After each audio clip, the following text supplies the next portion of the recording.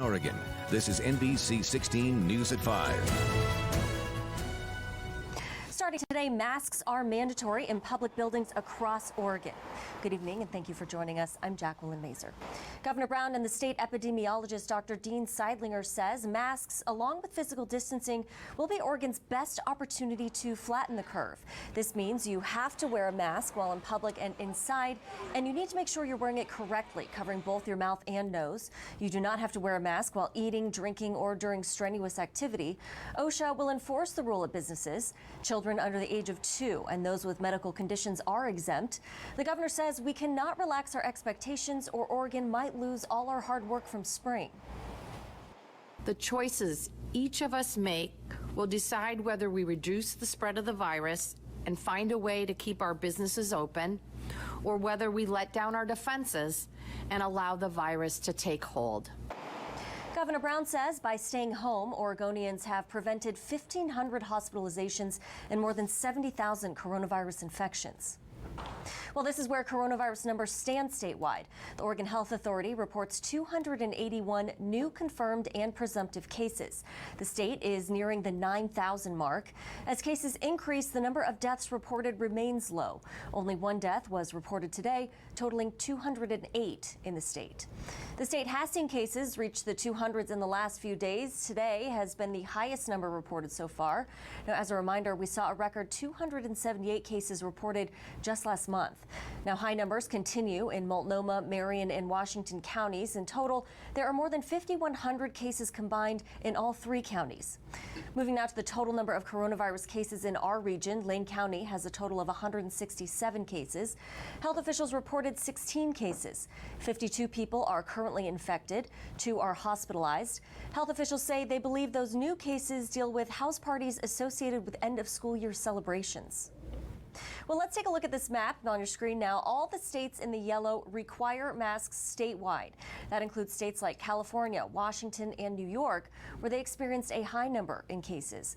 All the green states do not require masks statewide, but keep in mind they do have some sort of requirement in parts of the state.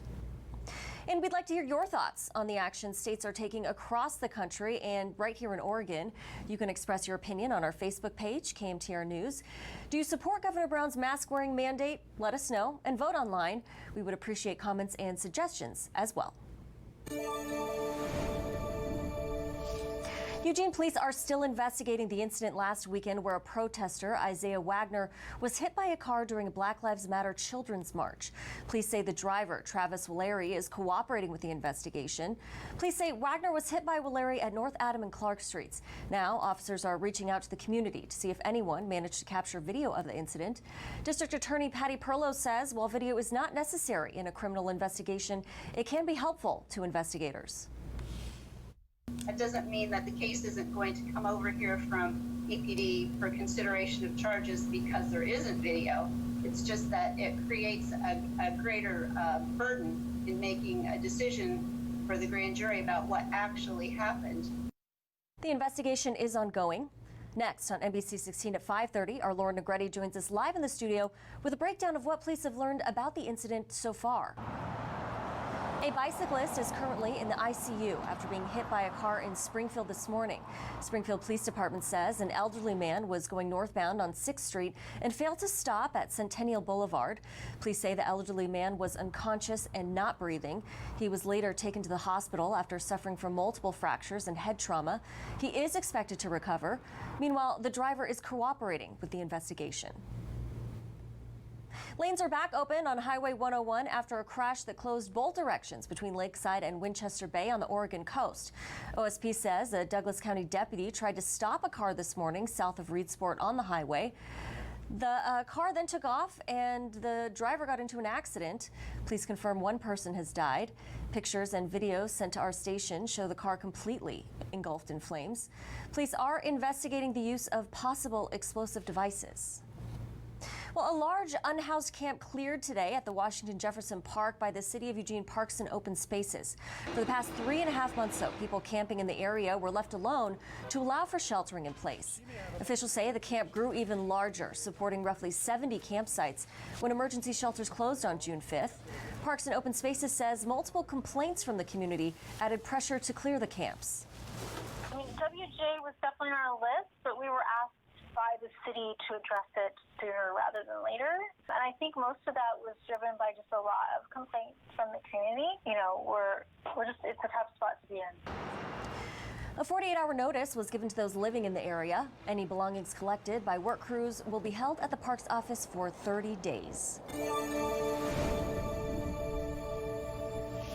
Well, Portland police are explaining the use of tear gas while clearing a riot overnight in North Portland. They say things took a turn around 9 last night outside the Portland Police Association office. Officers outside the building on North Lombard reported being hit by rocks and having green lasers flashed in their eyes. Police declared the incident an unlawful assembly, turning into a riot.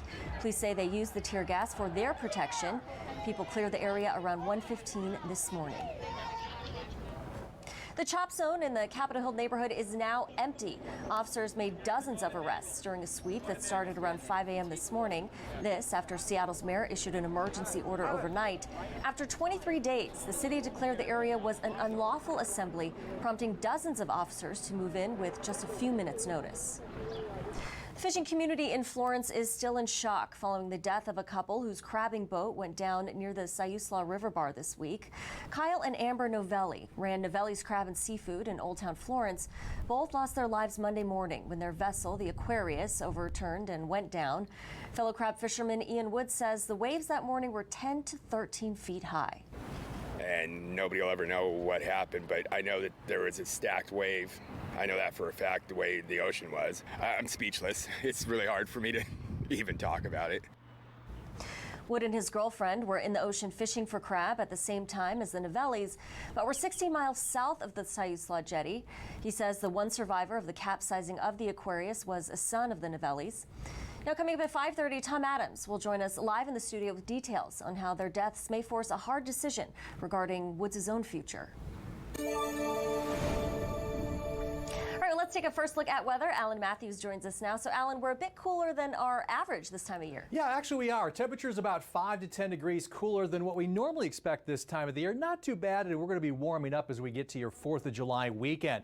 Nice shot over Roseburg right now is Eugene under mostly cloudy skies, 69 degrees. We did hit 70 degrees, though, this afternoon. A north-northwest wind at 7, and our humidity's at 45%. Allergy sufferers, you know, grass pollen is still up there high. Tree pollen is low, and it doesn't look like we'll see much change as we get into your 4th of July weekend as those pollen levels look to continue to be high. Now, as we look at our radar satellite, it looks like a little bit of rainfall on up to the north. It looks like to the north of the Corvallis area, and if there's any showers for the evening, it's pretty much going to be north of Salem, so we're not really looking for any rainfall in our area. Cloud cover, though, should stay clearing out for tomorrow. We'll be looking at sunny skies, and temperatures will be turning warmer. We'll give you all the details with your complete forecast in just a few moments. Jacqueline? All right, Alan, thank you.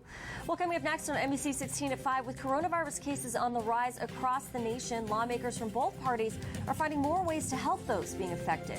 Plus, remains believed to be a Fort Hood soldier are found. Now the family demands a congressional investigation.